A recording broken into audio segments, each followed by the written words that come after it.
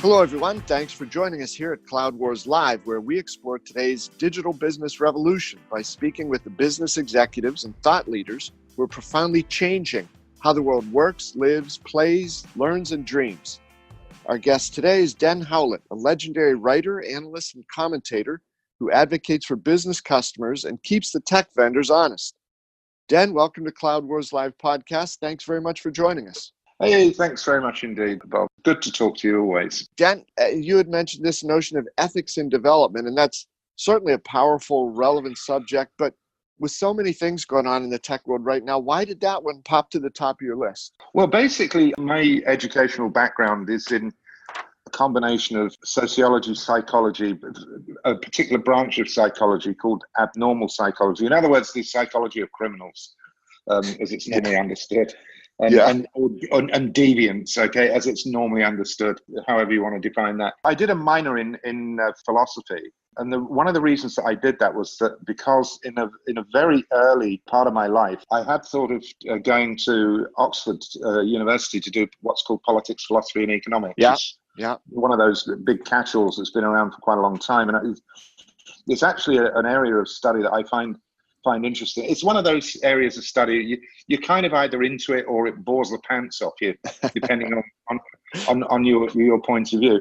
And as I've looked at this whole business of artificial intelligence, and actually you can apply this to many areas of technology. The whole social arena, for instance, is fraught with problems around ethics. It struck me that the way that the industry was talking about it is fundamentally wrong. And the reason for that is because developers are not taught how to do things ethically. They're basically taught, here's a problem, here's how we'd like to see it solved, go away and solve it, okay? They're not given any guidelines as to, oh, by the way, take into account this, that, and the other. They're just told to solve problems. Mm-hmm. And they don't have a grounding in what this topic is about. So that's problem number one. Problem number two is that from an academic standpoint, there are different schools of thought about what matters and what doesn't in the real world. And that creates incredible tensions. It's a little bit like saying, do you believe in Pavlov's dog as the way to teach people what's going on and how they respond to the world? Or are you a Freudian guy who's very worried about the guy next door who's got an Oedipus complex or what have you? I mean, they're so fundamentally different in that sense that trying to reconcile what needs to happen and the frameworks around which you organize any sort of ethical response is difficult, okay? And what we're seeing is, you've got this idea, for instance, of the Supreme Court of Facebook. Well, that's a joke for a start, right? So who's going to run it? Yeah. Who's going to oversee it? On what basis are they going to do it? And on and on and on. And what we don't have, and this is not just true in the US, it's true globally, is we don't have a contract, a form of contracts, if you will, between academia, governments, and industry and customers to determine what this looks like. Now, the minute I say stuff like that, everybody throws their hands up and says, oh my God, we've never been able to do anything by committee in the past. We'll never do it in the future. Well, you know what, guys? You've got to, because at some point, somebody has to put down, someone somewhere has to put down a framework upon which others can agree. Now, I think that's going to be especially difficult in America because if I take the example of the FDA has been trying to promote it's been trying to implement some legislation around traceability of narcotics, okay? Now, in Europe, we didn't have a problem with that, okay? The government of Europe came together, they said, hey, we'll run the framework, we'll get it done. Here it is, throw it over the wall, thank you very much, implement it. And the pharma companies said, yeah, okay, fine, we'll do that. In the US, the FDA said, oh, okay, guys, here's the legislation. You pharma guys, you go work it out, right? Yeah. What possible chance is there of GlaxoSmithKline and whoever the others are and any of those people that play in the pharma space ever agreeing on anything, right? Zero. Dan, so what's your view? And I know that this is an incredibly big landscape, but if you have some examples, not necessarily by name, but the requirements for GDPR were certainly not trivial. Are some businesses would you say in general, in Europe, are they being able to adopt this in ways that bring with it some innovation that they can apply, or is it one of these, are businesses generally viewing it as sort of pain in the butt bolt-on that they have to do sideways? How are they addressing this and incorporating it into their daily lives? Okay, so when the hammer went down in May 2018, or just prior to that, there was a tremendous amount of fear around what this would represent, because the penalties for non-compliance are not trivial, right?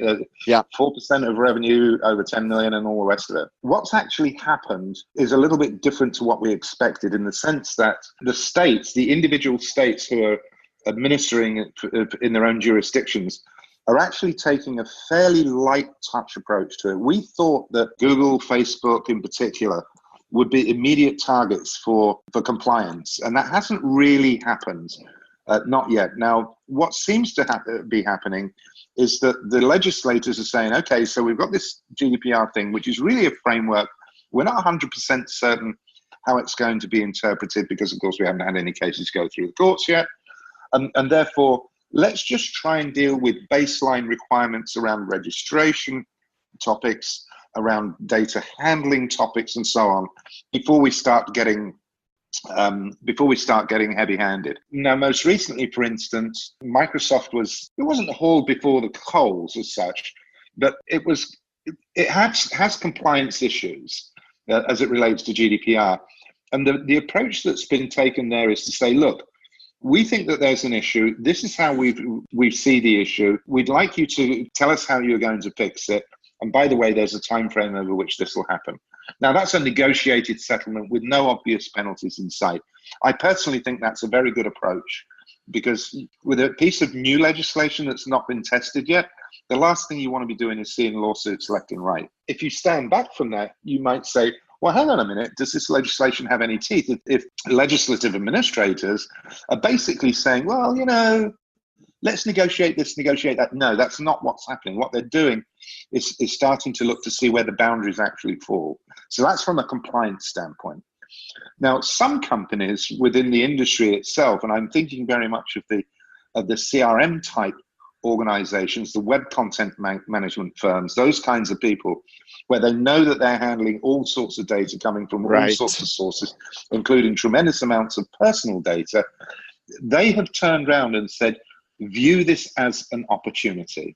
See this as an opportunity to clean up your databases, clean up your email lists, and go forward from there.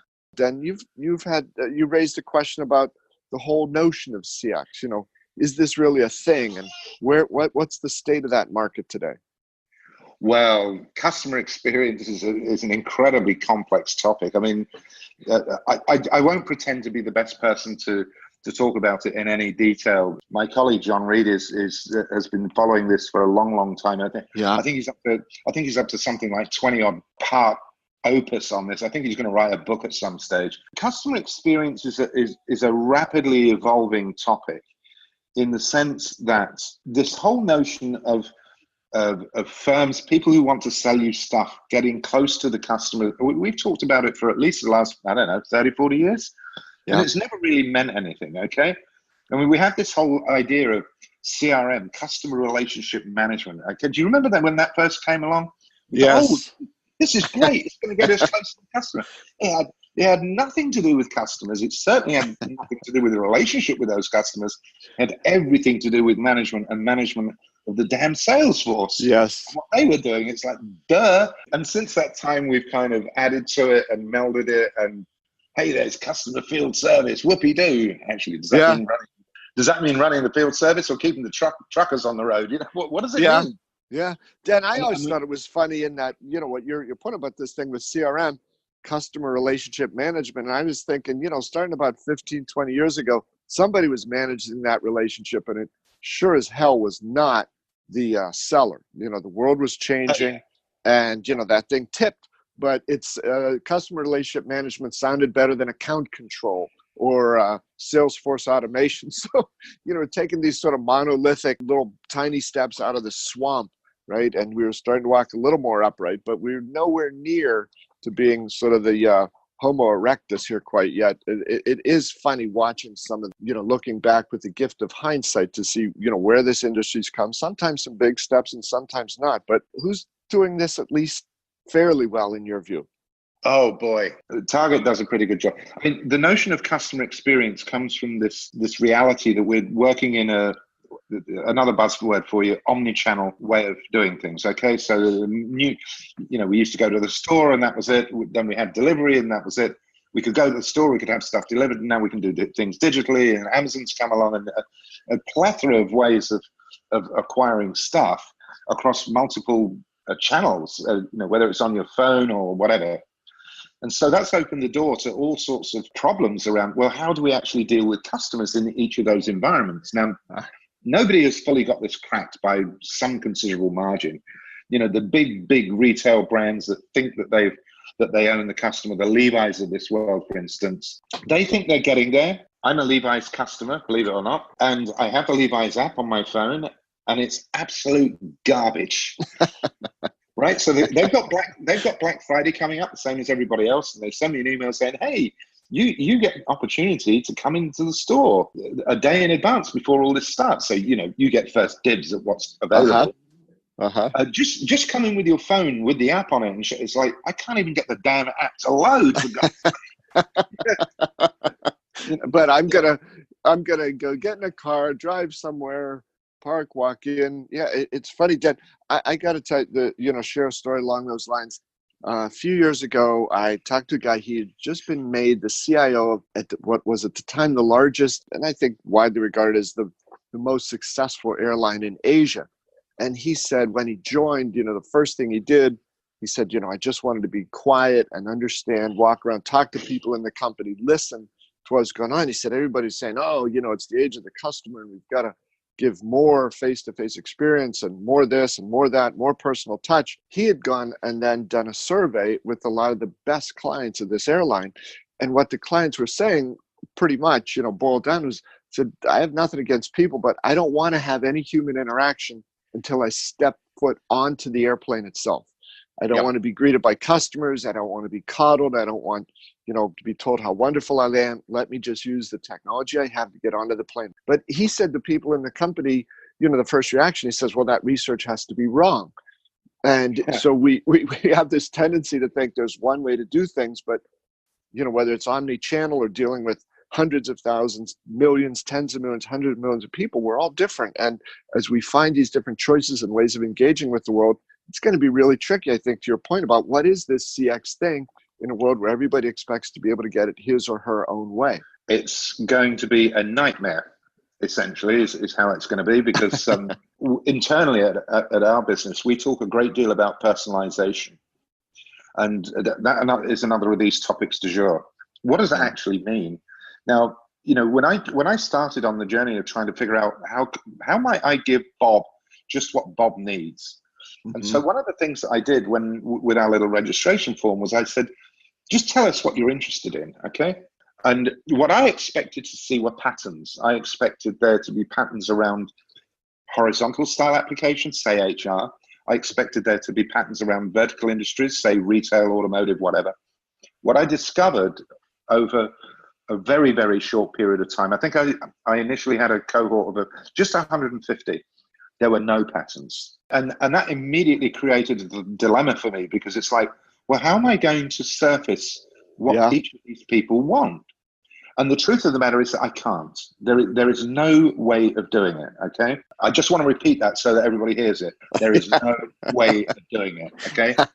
And trust me, I've spent 2.5 years trying to find a way of doing it. But you can approximate for it, okay? You can infer some things about what people may be interested in and refine the degree to which you're able to personalize the content in which they're interested, because ultimately this is a content problem. Now, it's interesting that you talk about airlines, because you have that particular example. I look at airlines slightly differently, in the sense that once you get onto the silver sausage, as I call it, or the silver tin can, the hermetically sealed sardine can, depending on who you're flying with, right? Right. That everybody's in the same boat. Well, actually, that's not true, because if you talk to my mate Brian Summer, who's a platinum up the wazoo American Airlines guy, he for some reason has managed to, he must be a magnet for the worst possible seats on the plane. He's constantly complaining, I'm in the back of the plane, I've got a middle seat, the seat doesn't move. The person in front of me is bouncing around, and he can't get him service. But dude, why do you continue to fly American? It turns out that he doesn't have a great deal of choice, because the airlines, at least in America and certainly in the UK to a degree, well, the cartels basically. Yeah. Let's not beat about the bush. And so United has Chicago and Denver, and American has wherever poor old Brian flies out of, and so it goes on. And so you get what you're given, right? Now, is it the airline or is it something else? And so this notion of customer experience, we tended to view as being very much from the corporate try and serve that customer appropriately thing, without even thinking about where does it start. And customer experience starts with people, right? Starts with employees. I've argued for some years now that if we think about human capital management, that's an awful expression, but we all know what it means. Yes. Shouldn't we really be viewing that as a mirror to what real customer relationship management is about? Okay, shouldn't we view it in the same terms? Because if you want to treat customers well, why do you treat your employees so damn badly? How do you expect Doris on the shop floor or in the retail store to have a lovely smile and be truly interested in the customer when you're paying her minimum wage and giving her no benefit whatsoever? It's just not going to happen, right? Dan, I sure agree with you on that completely, especially in this notion of, you're saying we've got to treat our customers better. We've got to, all the litany of things that, you've talked about and I've mentioned here over the last couple of minutes. And yet to deliver that, we're going to count on these people that we've almost as employers formed an adversarial relationship with. That's one of the things, Dan, that I get most optimistic about is entrepreneurial mindsets, technology that powers this, and better alternatives for people. Ultimately, I think all these things are going to get better. That is my hope, but we're a long way from that. I'd like to agree with you, Bob, but I find it a little difficult, except in one set of circumstances. Yeah. And that is that, the more that the economy is operated on the basis that it is today, the more difficult it becomes for companies to be continually profitable and continue to grow, because there's a law of diminishing returns. If you don't have any money, you can't buy stuff, right? If you end up in a pile of debt, you're going to be made bankrupt eventually. Bill Gates can only own so many iPhones or Android or whatever, Windows phones probably in his case. The very wealthy who are accumulating all this wealth can only own the same amount of stuff that you and I do, fundamentally, right? They might have 2 or 3 times more, but they can't have 200 times more. That's the point, right? Yeah. So eventually you get to a point where economically you can't grow. You can't squeeze more productivity. Except, hey, guess what? We have this gig economy. We have these slaves over here that we can pay bucks per hour, and they'll do it all. No, that's a dead way of working, quite frankly. So some firms have understood this and realized that if they go back into their history books and think about what Henry Ford did, right, which was to pay people really well so that his employees could buy their own damn stuff, right? Then maybe he'd be successful. And guess what? He was. Okay. So that's just a very crude way of looking at things. And that kind of brings us, if you will, to this business of, what Bill McDermott did with this acquisition of Qualtrics. When I first saw the Qualtrics acquisition, like everybody else, I went, wow, that's a huge amount of money. Ryan Smith and his brother made out like bandits, which they have. $8 billion's a lot of money, no doubt. Well, the family owns 40% of that company. So you work it out, it's 3.2 billion to those guys. They ain't going short of change anytime soon. There's that element of it. I was not that concerned about it. What I was trying to figure out was, how does this actually fit together? And unfortunately, Rob Enslin, who runs all the cloud operations, in the blog post that he wrote on the SAP somewhere or other, used the airline example where he said, hey, just imagine if you could marry all the sort of information that you know about customers together with the operational data about how the airlines operate. You'd end up with this great customer experience. It's like, oh my God, Rob, you probably picked the worst example in the world, because everybody I know hates the airlines. So I then went and spent a lot of time digging into what Qualtrics has done and what it's doing and how it pieces it all together. And the story that Qualtrics puts forward is, on its face, it's compelling. Okay, so if you take customer experience, employee experience, brand experience, and product experience, if you take those four vectors as representing what you need to know in order to make really good decisions, then it kind of hangs together. The question then comes, can SAP as a company take all that stuff and put it together with their operational data and have it be greater than the whole? There's a question mark on that. There's a very, very big question mark on that, and one that I will be exploring a little bit later, because SAP does want to continue the conversation with myself on this one, because they know that I have particular views on it.